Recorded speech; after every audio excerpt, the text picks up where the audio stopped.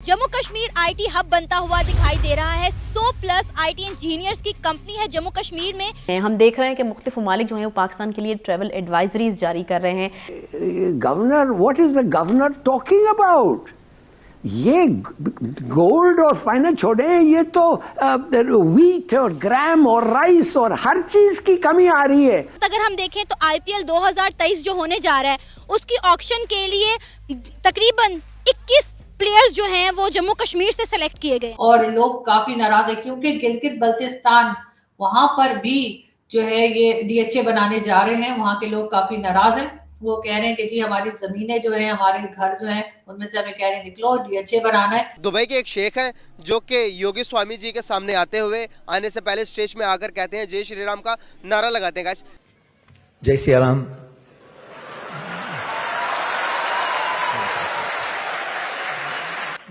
Murari, Bapu, I am not as eloquent as you are, but I just want to say a few words. Thank you for honoring us with your presence. The UAE is truly a land of tolerance and love and compassion. ये शेख किस तरफ जा रहे हैं? जहाँ से इस्लाम आया तो वहीं पर ये सब कुछ हो रहा, तो हम क्या करेंगे एज अ मुस्लिम? बिलावल का एक स्टेटमेंट है कि अमेरिका पाकिस्तान को वॉर ऑन टेरर के ऊपर इमदाद दे रहा है। अच्छा, वॉर ऑन टेरर पे इमदाद क्यों दे रहा है? क्या हम दोबारा 2001 में वापस जा रहे हैं? बेसिकली वो मुसलमानों को अपनी उसमें सलाम कहना चाहिए, वो जय श्री राम कह रहे हैं तो गलत कह रहे हैं। वो जो है एक दिन में 8 अटैक हुए हैं बलूचिस्तान में। Can you imagine? पाकिस्तान के अंदर इस वक्त क्राइसिस का लेवल ये है कि आपके पास इस क्रिसमस के बाद अभी जो सूरत हाल ये है कि आपके पास आपके फॉरेक्स रिजर्व में चीजें बरामद करने की कोई डॉलर मौजूद नहीं। अच्छा।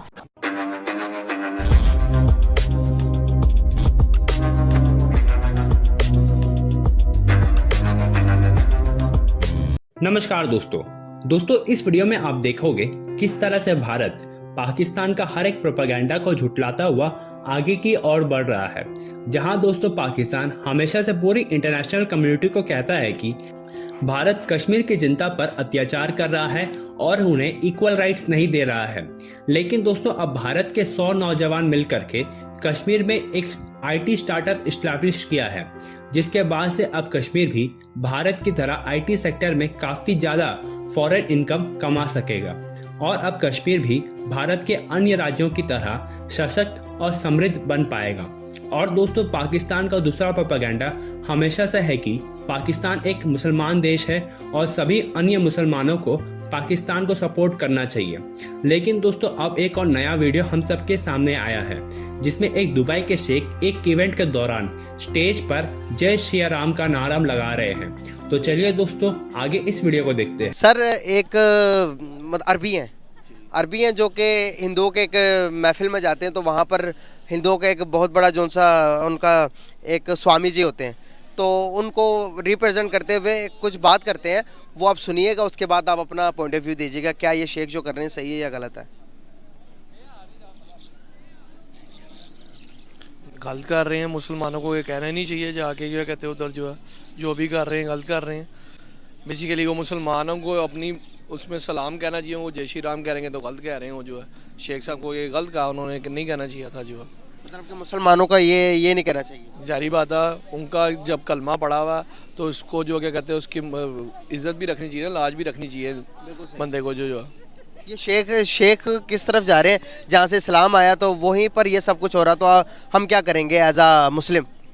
ऐसे ही है, क्या कहते हैं जब शेख होगा ये हालत है तो फिर बाकी जो कौम है वो फिर किस तरफ जाइए। हालांकि सऊदीया के जो शेख है वो माना जाता है उनसे ही जो इस्लाम का सारा हुआ था सीन। जब वो ये हरकतें करेंगे तो बाकी जो मुसलमान आम है वो क्या फिर करेंगे? आपको पता दुबई के अंदर एक मंदिर भी बन चुका है जहाँ पर 13 टेम्पल्स रखे गए हैं हिंदू देवी देवताओं के। वहाँ पर हिंदुओं के लिए खुली आज़ादी है कि वो वहाँ पर जाके पूजा पाठ भी कर सकते हैं।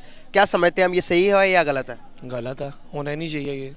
दुबई एक टूरिज़्म हब है, तो टूरिज़्म हब में जो लोग मतलब कि वहाँ पर हिंदुओं की अक्सरियत ज़्यादा है, तकरीबन 60% हिंदुओं की इन्वेस्टमेंट है दुबई के अंदर।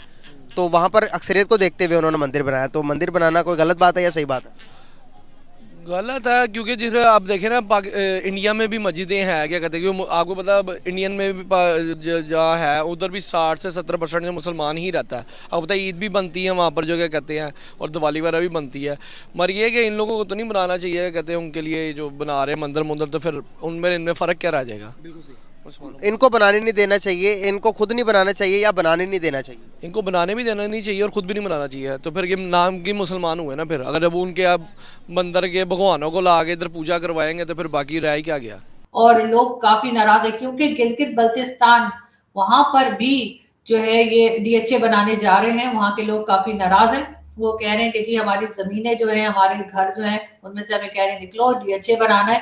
तो वहां पे अगर ये डीएचए लेके पहुंच गए तो आप समझ सकते हैं कि लोग क्या सोच रहे होंगे और किस तरह के लोगों के ख्यालात होंगे। मैडम वैसे जहाँ पे डीएचए जाता है वहाँ पे डिफेंस हाउसिंग अथॉरिटी जाती है, वहाँ पे तरक्की जाती है। तो आप क्या समझती हैं, क्या गिलगित बल्तिस्तान में तरक्की नहीं जानी चाहिए, या क्या आप समझती हैं कि तरक्की जो है वो डीएचए के जरिए नहीं जानी चाहिए?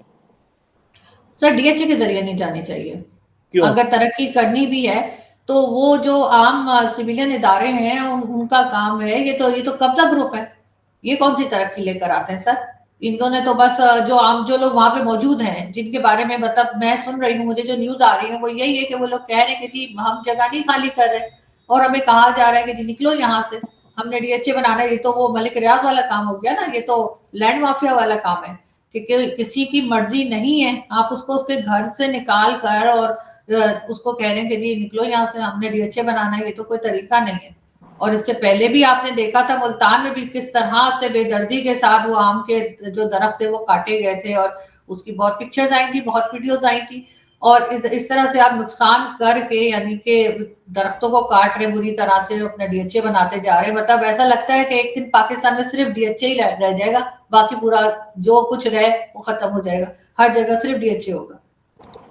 नहीं मैडम, डीएचए से क्या मसला है आपको? अगर वो जमीन सही एक्वायर करें और एक्वायर करके तो वो आगे उसमें एक अच्छी हाउसिंग अथॉरिटी सोसाइटी बना दे जो कि लोगों के लिए बड़ी जो है वो कारआमद हो। और ये तो नहीं है कि लोग वहाँ पे जाते नहीं है, बिजनेस नहीं करते। तो अगर लैंड प्रॉपर्ली एक्वायर की हो तो इसमें what is an issue is with the फौज और issue is with the DHA कि वो अच्छी हाउसिंग सोसाइटी देते हैं।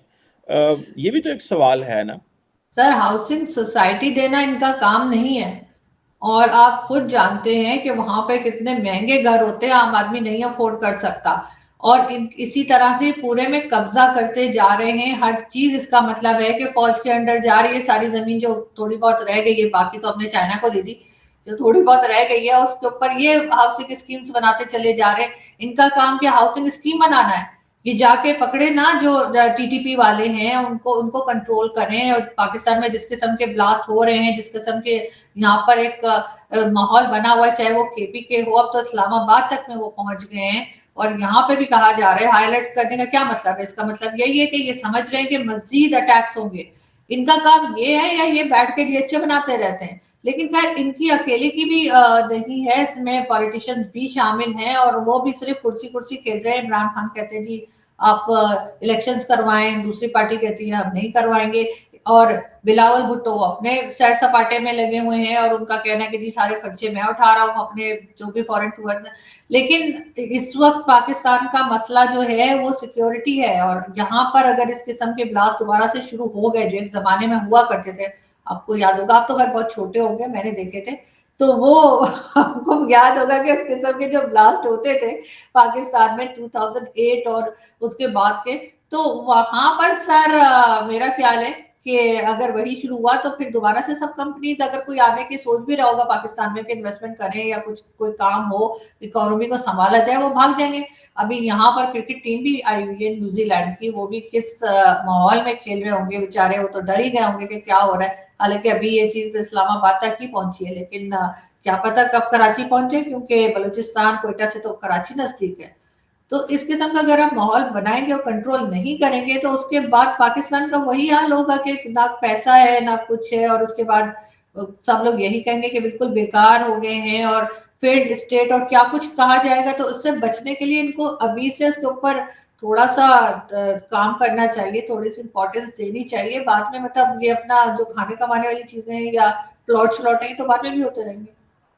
तो मैडम आप क्या समझती हैं कि जो ये दहशतगर्दी को कंट्रोल नहीं किया जा रहा, या क्या आप समझ रही हैं कैपेसिटी है, ध्यान नहीं है? आपका क्या